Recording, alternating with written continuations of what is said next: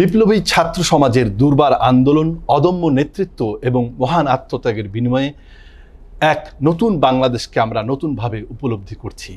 গণ অভ্যুত্থান পরবর্তী এই যে নতুন বাংলাদেশকে আমরা দেখছি এবং উপলব্ধি করছি, এর সমস্ত কৃতিত্ব ছাত্র সমাজের। একদিকে যেমনি রাজপথে লড়াই হয়েছে, ঠিক তেমনিভাবে ভার্চুয়াল ওয়ার্ল্ডে লড়াই হয়েছে। আমরা আজকে কথা বলবো তেমনি একজন লড়াকু যোদ্ধা, যিনি আসলে রাজপথে থাকেননি, কিন্তু রাজপথে যারা এসছে, যে উজ্জীবিত হয়েছে, সেই উদ্দীপনা, সেই ইন্সপিরেশন তুলে দেওয়ার ক্ষেত্রে যার ভূমিকা খুবই গুরুত্বপূর্ণ, সেই ছাত্র, সেই শিক্ষার্থী নাহিয়ান হাসান তাহসিন। আমরা তার কাছ থেকে শুনবো তার অনুভূতির কথা, সে আসলে কিভাবে মুভমেন্টটাকে ত্বরান্বিত করেছে। সো নাহিয়ান, অনেক ধন্যবাদ তোমাকে আসার জন্য। আসলে এখনো পরিস্থিতি সেভাবে ইহানি, তারপরও আমরা আসলে জানতে চাই তোমার কাছ থেকে। শুরুতে আমি তোমার কাছে যেটি প্রশ্ন করতে চাই, আমি যেটি বলছিলাম যে কেউ রাজপথে থেকে মিছিল মিটিং করে প্রতিবাদ জানিয়েছে, তোমার প্রতিবাদের ভাষাটা একেবারেই সামাজিক মাধ্যম নির্ভর। তুমি আসলে কোন কোন সামাজিক মাধ্যমে কিভাবে নিজেকে আসলে এই প্রতিবাদের ভাষাগুলো তুমি ছড়িয়ে দিলে? আমি নর্থ সাউথ ইউনিভার্সিটির একজন স্টুডেন্ট। সো আমার প্ল্যাটফর্ম, ফেসবুক পেজ, গ্রুপগুলো নর্থ সাউথ ইউনিভার্সিটি কেন্দ্রিক। সো একটা গ্রুপ আছে যেটা নর্থ সাউথ ইউনিভার্সিটি নর্মালি স্টুডেন্টদের ফ্যাকাল্টি অ্যানালাইসিস, কোর্স রিভিউ এগুলো নিয়েই ব্যবহার করা হয়, যে নর্থ সাউথ সব থেকে oldest and biggest group. So এইখানে প্রোটেস্টে যে পোস্টগুলো হচ্ছে, স্টুডেন্টরা কখন কি করতে যাচ্ছে বা ওদের যে প্রতিবাদগুলো, এগুলো প্ল্যাটফর্মগুলোতে তারা জানাচ্ছিল, তারা পোস্ট করছিল। অ্যান্ড পেজের থ্রুতে আমি আমাদের যে প্রোটেস্ট হয়েছে সেটার যে ছবি আছে, স্টুডেন্টরা কি করছে, বেসিক্যালি আমার পেজটা ছিল যে নর্থ সাউথ ইউনিভার্সিটিতে কী হচ্ছে ওইটা আমি মানুষের কাছে সোশ্যাল মিডিয়ার থ্রুতে প্রমোট করে থাকি। সো তখন যেহেতু নর্থ সাউথের অ্যাক্টিভিটি বলতে বা পুরো বাংলাদেশের অ্যাক্টিভিটি বলতে শুধু স্টুডেন্টদের মুভমেন্ট, স্টুডেন্টদের প্রোটেস্ট, ওরা কি দাবি জানাচ্ছে, ওদের কি কথা মনের কথা বলছে, এইটা আমি ভার্চুয়াল মিডিয়াতে। কি ধরনের ছবিগুলো তুমি তুলেছো নাকি ছবিগুলো তোমার কাছে পাঠানো হয়েছে? আমি ছবি তুলিনি, আমার কাছে পাঠানো হয়েছে ছবিগুলো। যারা ফিল্ডে ছিল, যারা কাজ করেছে, ওদের এখানে ওরা পাঠিয়েছে। আর ইনিশিয়ালি যদি শুরু করি, নর্থ সাউথ ইউনিভার্সিটির প্রোটেস্টটা বেসিক্যালি শুরু হয়েছে 15 তারিখ কি 16 তারিখের দিক থেকে। তখন 8 নাম্বার গেটে স্টুডেন্টরা জড়ো হয়ে ওখানে মিছিল করেছে, ওরা স্লোগান দিয়েছে। সো প্রথম দিনের ওই ভিডিওটা থেকে বেসিক্যালি নর্থ সাউথ ইউনিভার্সিটির ডিরেক্টলি যে ইনভলভমেন্ট এই মুভমেন্টটাতে, তখন থেকে এটা শুরু হয়েছে। অ্যান্ড 15 তারিখের পর থেকে একে একে ধাপে ধাপে এখন পর্যন্ত আসছে এই মুভমেন্টের সাথে। তখন থেকে এখন পর্যন্ত ডিরেক্টলি স্টুডেন্টরা কানেক্টেড। তো তুমি যেটা বললে সেটি হচ্ছে ফ্যাকাল্টি এবং স্টুডেন্টদের একটি পেজ, ফেসবুক পেজ। আচ্ছা, এটা ছাড়া আর নর্থ সাউথ ইউনিভার্সিটির কথা যদি বলি, নর্থ সাউথ ইউনিভার্সিটির আর কোনো সামাজিক প্ল্যাটফর্ম আছে যেখানে তুমি এই ধরনের তথ্য, চিত্র শেয়ার করেছো বা ছড়িয়ে দিয়েছো? আমার নিজের একটা গ্রুপ আছে, একটা পেজ আছে। এটা ছাড়া নর্থ সাউথ ইউনিভার্সিটির আরো একটা গ্রুপ আছে, আরো 2টা গ্রুপ আছে। ডেইলি এনএসইউ একটা পেজ আছে, আর নর্থ সাউথের 2টা একাডেমিক গ্রুপ আছে। এটা সবাই জানে, নর্থ সাউথের স্টুডেন্টরা ফ্যাকাল্টিরও, NSU faculty course and grade analysis, আর একটা হচ্ছে NSU BBA courses and faculty analysis. And এটার বাইরে আরেকটা গ্রুপ আছে, এটা একটা entertainment platform, shit posting, NSU shit posting. So ওই গ্রুপেও অনেক প্রোটেস্ট হয়েছে। গ্রুপগুলো অ্যাডমিন মডারেটররা নিজে থেকে কিছু করে নাই, আমরা জাস্ট একটা মিডিয়াম স্টুডেন্টদেরকে কথা বলার জন্য। সো ওখানে স্টুডেন্টরা ওদের পোস্ট করেছে, আমাদের জাস্ট মিডিয়াম হিসেবে আমরা পোস্টগুলো অ্যাপ্রুভ করি। মাঝে মধ্যে অনেক পোস্ট আমরা অ্যাপ্রুভ করতে পারিনি, ওখানে অনেক লিমিটেশনস আছে। লিমিটেশন অ্যাজ ইন, আমরা তো ফেসবুকের প্ল্যাটফর্ম চালাই, সো ফেসবুকে কিছু কমিউনিটি গাইডলাইন্স আছে। ওদের যে কিওয়ার্ডস থাকে, অনেক ধরনের আপত্তিকর কিওয়ার্ডস, ভিডিওস ভায়োলেশনের কারণে আমরা এগুলো অ্যাপ্রুভ করতে পারি। তো তোমার এই ব্যক্তিগত এবং এই বিশ্ববিদ্যালয়ের কিছু প্ল্যাটফর্মের সাথে তুমি ভার্চুয়ালি কাজ করেছো, তো কোন প্ল্যাটফর্মটা তোমার কাছে মনে হচ্ছে অনেক বেশি ইফেক্টিভ এবং কমিউনিকেটিভ ছিল? এটা বলাটাও ডিফিকাল্ট, কারণ এটা একটা জনমানুষের আন্দোলন ছিল। প্রত্যেকটা মানুষ নিজের জায়গা থেকে এগিয়ে এসেছে। সো প্রত্যেকটা প্লাটফর্ম নিজের মতো করে চেষ্টা করেছে, স্টুডেন্টরা ওখানে পোস্ট করেছে, বাকি স্টুডেন্টরা ওখানে রেসপন্স করেছে। সো সবগুলো প্ল্যাটফর্মের অবদান আমি সেম দেখবো, কারণ সবাই যে যার মতো ট্রাই করেছে। কিরকম, মানে এটা রিচ কিরকম ছিল? আমি যদি আমার পার্সোনাল পেজ থেকে ইনসাইটস বলি, একটা পেজের রিচই হয়েছে লাস্ট 1 মান্থে 1 কোটি মানুষের মতো। 1 কোটি? হ্যাঁ, 1 কোটি মানুষ। সো এখানে হয়তো বা কোনো অ্যানাউন্সমেন্ট দেওয়া হয়নি, প্রোটেস্টের ডাক দেওয়া হয়নি, বাট এই যে প্রোটেস্টের যে ছবিগুলো যাচ্ছে, এই যে ইনসিডেন্টসগুলো হচ্ছে, এখানে অ্যাটাক হয়েছে বা এখানে স্টুডেন্ট নিহত হয়েছে, এই চিত্রগুলো যে মানুষের কাছে পৌঁছেছে, এইসব মুভমেন্টের সময় মানুষের মোটিভেশন গ্যাদার করার জন্য এই ধরনের প্ল্যাটফর্মগুলো অনেক ইম্পর্ট্যান্ট একটা রোল প্লে করে, যেটা আমি আমার মিডিয়ার যে এক্সপিরিয়েন্স আছে সেটা সেখান থেকে বুঝি।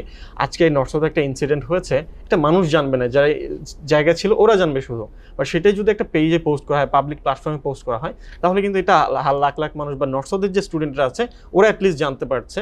সো পরবর্তী যে মুভমেন্টগুলো আছে ওটার জন্য যে মোটিভেশনটা দরকার, ওই ইনসিডেন্টের নিউজটা যে স্প্রেড হয়েছে ওখান থেকে সে ওইটার মোটিভেশনটা কালেক্ট করবে, ইনফরমেশনটা কালেক্ট করবে। সো এইভাবে প্রত্যেকটা প্ল্যাটফর্মে নিজের মতো করে এগিয়ে এসেছে মুভমেন্টে। তাহলে আমরা যেটা দেখতে পাচ্ছি যে বিভিন্ন ছবি ভিডিও এখান থেকে মানে সামাজিক মাধ্যমগুলো থেকে ছড়িয়ে পড়েছে। তুমি কি মনে করো তাহলে এই যে সামাজিক মাধ্যম বা সোশ্যাল মিডিয়ার যে প্ল্যাটফর্মটা, সেইটা একটা চেতনার হাব হিসেবে কাজ করেছে? What do think? এখন যে জেনারেশন চলছে, আমরা ডিজিটাল দুনিয়াতে আছি, সো ভার্চুয়াল হাবটাই হচ্ছে মানুষের যে একটা মুভমেন্টের ইনিশিয়াল যে স্টেজটা এখান থেকে শুরু হয়। আমরা যে মুক্তিযুদ্ধের কথা চিন্তা করি, স্বাধীন বাংলা বেতার কেন্দ্র কথা কিন্তু আমরা এখনো বলি, আমরা স্বীকার করি যে ওর কতটা ইনফ্লুয়েন্স ছিল মানুষের মধ্যে, মানুষ রেডিও নিয়ে বসে থাকতো। সো এখন জেনারেশন চেঞ্জ হওয়ার কারণে হয়তো রেডিওর যুগ নেই, বাট এখন কিন্তু মানুষ ফেসবুক নিয়ে বসে থাকে। যেমন আমি অনেক সোশ্যাল মিডিয়া পোস্ট দেখেছি আমার ফ্রেন্ড লিস্টে মানুষজনে যারা হচ্ছে যাদের ফেসবুক কনজাম্পশন অনেক বেড়ে গিয়েছে বা ইউটিউব কনজাম্পশন বেড়ে গিয়েছে। কেন? নিউজ জানার জন্য, কি হচ্ছে কোথায় কি হচ্ছে। সবাই রাজপথে নামতে পারে নাই, বাট ওই যে একটা চেতনার জায়গা বা একটা মোটিভেশন কাজ করে কি হচ্ছে দেশে এটা জানার জন্য, এই জিনিসগুলো ভার্চুয়াল মিডিয়া থেকেই প্রথমে শুরু হয়। এই প্রজন্মে আলোচনা হচ্ছিল অনেক জায়গায়, আমিও দেখছিলাম যে বেশ কতগুলো রিমার্কেবল স্লোগান আসলে ছড়িয়ে পড়েছে মুখে মুখে, এবং অবশ্যই সামাজিক মাধ্যমে। ধরো আমি যদি একটা কথা বলি, এক দফা এক দাবি, তুমি কি মনে করো যে সামাজিক মাধ্যমগুলো এই ধরনের স্লোগানগুলোকে আসলে মানে প্রমোট করেছে? অনেকে প্রোফাইল পিকচার করেছে ওই ধরনের লেখে, এইটা আসলে কিভাবে কাজ করেছে? আচ্ছা, আমি যদি এন্টার সামাজিক যোগাযোগ মাধ্যম নিয়ে কথা বলি, এটা অনেক স্ট্রং একটা ইম্প্যাক্ট ক্রিয়েট করছে এই মুভমেন্টটাতে। অন্য মুভমেন্টগুলো তো করে, বাট এই মুভমেন্টের ক্ষেত্রে এটা খুব স্ট্রং ছিল। আমাদের যে প্রোফাইল পিকচার লাল করার যে একটা স্টেপ ছিল, এটা কিন্তু entirely social media based. And আমার মনে হয় যে এন্টার মুভমেন্টের মধ্যে সব থেকে বেশি মানুষ রেসপন্স করেছে এটাই, যে আমাদের এখন যে প্রধান উপদেষ্টা আছেন উনিও কিন্তু এই প্রোফাইল পিকচার রেড করার মাধ্যমেই আলোচনায় এসেছিলেন যে doctor Mohammad Yunus profile picture red করেছেন। উনি কিন্তু এটা করেছে সোশ্যাল মিডিয়াতে। সো উনি যদি দেশের বাইরে থেকে কোনো একটা কথা বলতো, ওটা যদি সোশ্যাল মিডিয়া ছাড়া স্প্রেড করার ট্রাই করতেন, বাংলাদেশের মতো একটা দেশে এটা খুব ডিফিকাল্ট এরকম একটা পিক মুভমেন্টে যে একটা মেসেজ স্প্রেড করা। বা সোশ্যাল মিডিয়াতে জাস্ট একটা ওয়ান ক্লিকের ব্যাপার যে আপনি একটা মেসেজ কোটি মানুষের কাছে পৌঁছে দিতে পারছেন। কিন্তু এবার একটু অন্য প্রসঙ্গে যাই, সেটি জানতে চাই যে যখন দেখা যাচ্ছে সোশ্যাল মিডিয়ায় অনেক কিছু ভাইরাল হওয়া শুরু করলো, বিশেষ করে যে নিপীড়ন, নির্যাতন, তারপরে হত্যা যে ছবি ভিডিও আসলো, তখন কিন্তু বন্ধ করে দেওয়া হলো ইন্টারনেট প্রায় সপ্তাহখানেক, একেবারেই ব্রডব্যান্ড থেকে শুরু করে মোবাইল, ইন্টারনেট সব কিছু বন্ধ করে। সেই ক্ষেত্রে তোমরা আসলে কিভাবে কাজ করেছো? তোমরা কি মানে অন্য কোনোভাবে বা মানে তখন কি তোমরা তোমাদের কার্যক্রম বন্ধ রেখেছিলে, নাকি তোমরা কার্যক্রম কন্টিনিউ চালিয়ে গেছো কোনো না কোনো মাধ্যমে? আমার ব্যক্তিগত প্ল্যাটফর্ম কথা বললে তখন আসলে কার্যক্রম চালানো হয় নাই, এটা করার কোনো সুযোগ ছিল না, যেহেতু এটা টোটালি ব্ল্যাক আউট ছিল। বাট আমি দেশের কিছু মিডিয়া ছিল যারা অপারেট করেছে তখন হয়তো তারা দেশের বাইরে থেকে অপারেট করেছে, বাট এই যে স্টুডেন্ট প্ল্যাটফর্ম বা জেনারেল যে প্ল্যাটফর্মগুলো আছে ওগুলো তখন অপারেট করা সম্ভব হয়নি কোনোভাবে, তখন টোটালি বন্ধ ছিল সবকিছু। এরকম মানে ভার্চুয়াল যোদ্ধাদের সংখ্যা কেমন ছিল তোমার সাথে? আমি কোনো ক্রেডিট আমার নিজের উপর নিব না, কারণ আমি কিছু করি নাই, আমার প্ল্যাটফর্মে মানুষ করেছে, আমি জাস্ট প্ল্যাটফর্মটা ম্যানেজ করেছি। সো আই থিঙ্ক বাংলাদেশের প্রত্যেকটা মানুষ ভার্চুয়াল যোদ্ধা ছিল, শুধু স্টুডেন্টরা না, এটা হতে পারে আমাদের কর্পোরেটরা, জেনারেল মানুষ সবাই ভার্চুয়াল যোদ্ধা ছিল যারা সোশ্যাল মিডিয়াতে অ্যাক্টিভ ছিল। ওরা পোস্ট করেছে, ওরা কমেন্ট করেছে, কেউ কিছু না করুক ওরা অ্যাটলিস্ট প্রোফাইল পিকচারটা রেড করেছে, যেখানে একটা এন্টায়ার দেশের সবার প্রোফাইল পিকচার রেড হয়ে যাচ্ছে, তখন এটা ইন্ডিকেট করে যে কিছু একটা হচ্ছে এই দেশে। সো আমার সেন্স থেকে সবাই যোদ্ধা ছিল সোশ্যাল মিডিয়াতে। এই যে পরিবর্তনে তোমরা যে যুদ্ধ করলা, এটাও এক ধরনের যুদ্ধ আসলে, ভার্চুয়াল ওয়ার্ল্ড।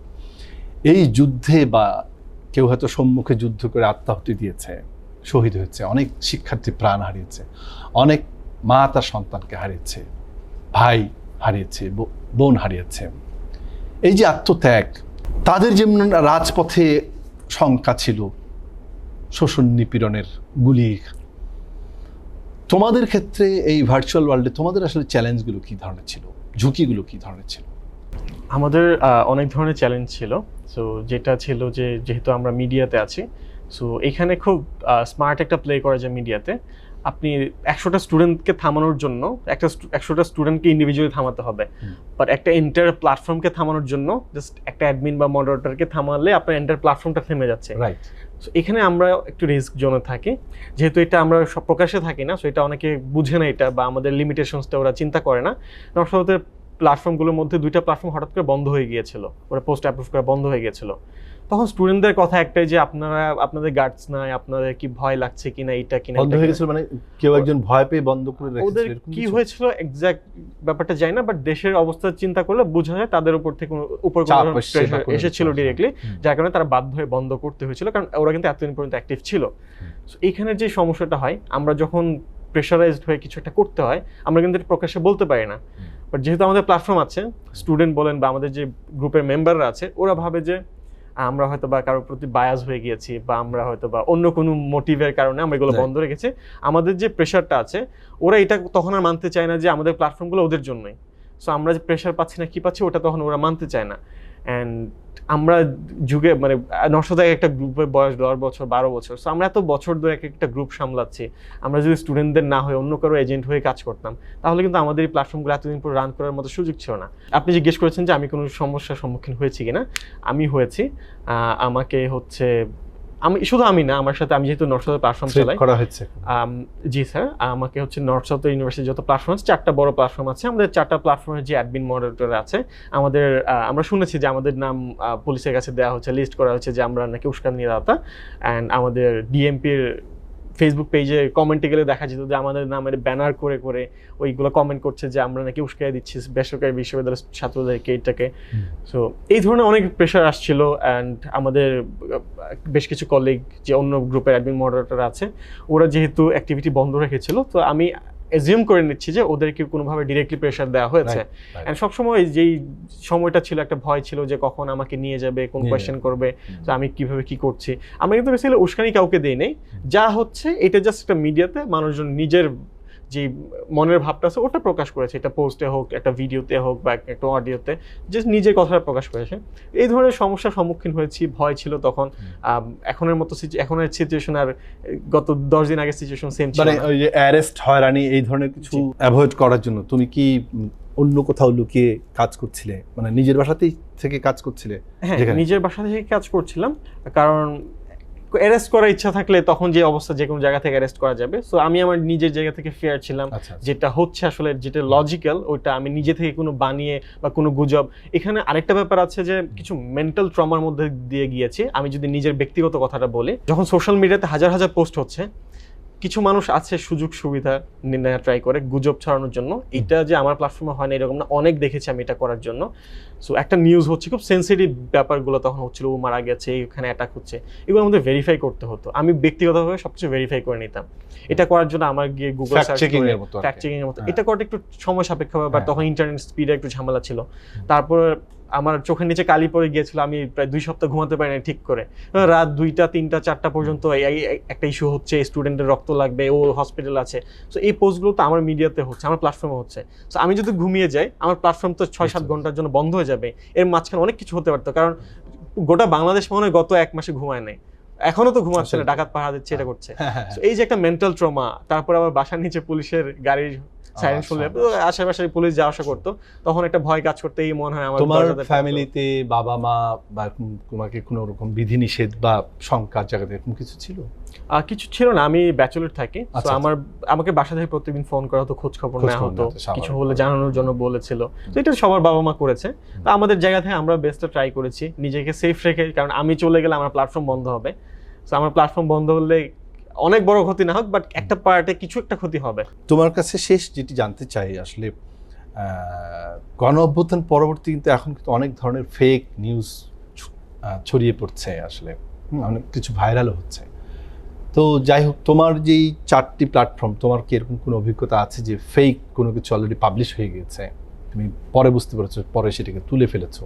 সরিয়ে ফেলেছো? আছে কিছু? আমার ক্ষেত্রে আমার যে প্যানেল আছে, আমার ইনস্ট্রাকশন খুব স্ট্রিক্ট ছিল। ইনসেনসিটিভ কোনো ইনফরমেশন ন্যাশনাল নিউজ পেপার বা টিভি চ্যানেলের সোর্স ছাড়া অ্যাপ্রুভ হবে না। সোর্স না থাকলে আমরা এটা নিজেরা ভেরিফাই করে দেন অ্যাপ্রুভ করব। সো আমার ক্ষেত্রে অ্যাপ্রুভ হওয়ার পরে ডিলিট করতে হয় না কোনোটা, যে ফ্যাক্ট চেকিংয়ের জন্য। বাট যখন মডারেশনের জন্য এসেছে পোস্টগুলো পেন্ডিং সেকশনে, তখন আমাদের অনেক ফ্যাক্ট চেকিং করতে হয়েছে, কারণ তখন দিনে প্রায় আমাদের 3-4 হাজার পোস্ট করে মডারেট করতে হতো। সো তখন দেখা গেছে যে তখন অনেক গুজব ছড়িয়েছে, অ্যান্ড এখন অনেক একটা মহল ট্রাই করে যে ওদের নিজেদের সোশ্যাল মিডিয়া বা প্রোফাইল প্রমোট করার জন্য অনেক আগের ভিডিওসগুলো এনে রিসেন্ট ইনসিডেন্টের সাথে অ্যালাইন করে পোস্ট করে ট্রাই করে।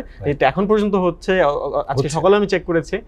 এই জিনিসগুলোর জন্য আমাদের কন্টিনিউয়াসলি কাজ করতে হচ্ছে, টিমের সবাই কাজ করছে, অ্যান্ড এই কাজটা হয়তো আগামী কয়েক মাস এই ইস্যুতে করতে হবে। সেটাই, কারণ একটা ফেক নিউজের জন্য আবার একটি সামাজিক কেওয়াস তৈরি হওয়ার সম্ভাবনা থাকে। আমরা অতীতেও তাই দেখেছি, তাই? হ্যাঁ, আর আমরা যারা মডারেটর আছি, যেহেতু আপনি একটি ইউনিভার্সিটি প্ল্যাটফর্ম চালাই, সো ওখান থেকে আমাদের একটু সচেতন থাকতে হয়। আমরা আর 10টা পেজের মতো বা গ্রুপের মতো যা ইচ্ছা তা প্রমোট করতে পারবো না। যেটা অথেন্টিক, যেটা লজিক্যাল, আমরা সবসময় এটা প্রমোট করি। যেটা মানুষ চায় ওটা আমরা প্রমোট করার ট্রাই করি। ওরা প্রমোট করবে আমাদের প্ল্যাটফর্ম ইউজ করে। পরিবর্তন তো শুরু হয়ে গেছে, জি স্যার। সেটি রিয়েল ওয়ার্ল্ডেও এবং ভার্চুয়াল ওয়ার্ল্ডেও পরিবর্তন শুরু হয়েছে।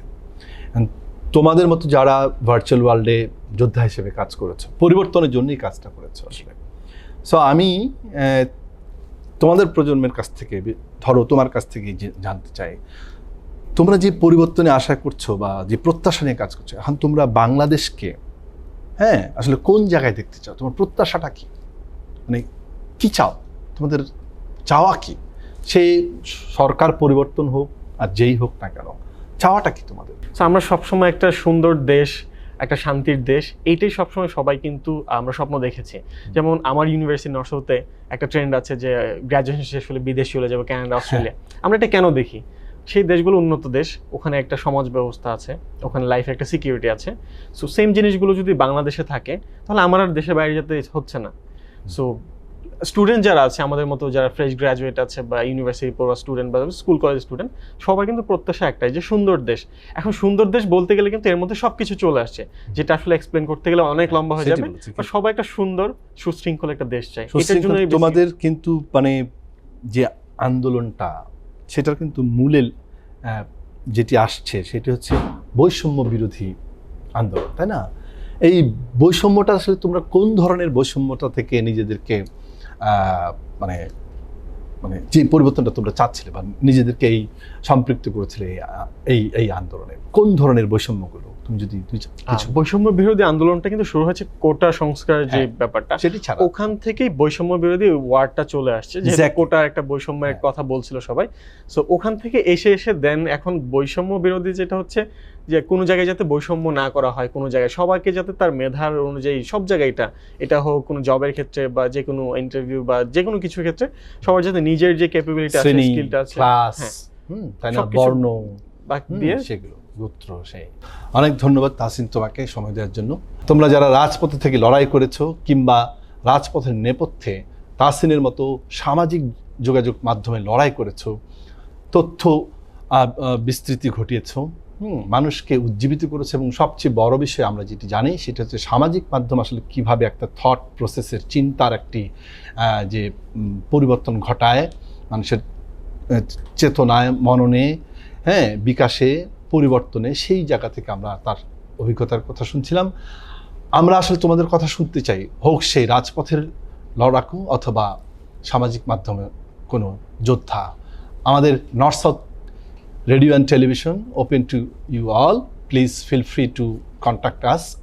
আমরা তোমাদের সাথে আবার পরবর্তী কোনো অনুষ্ঠানে তোমাদের অনুভূতির কথা শুনবো, এবং তোমরা বাংলাদেশকে আসলে পরবর্তী পর্যায়ে কোন জায়গায় দেখতে চাও, কোন জায়গায় নিয়ে যেতে চাও, সেই গল্পগুলো শুনবো।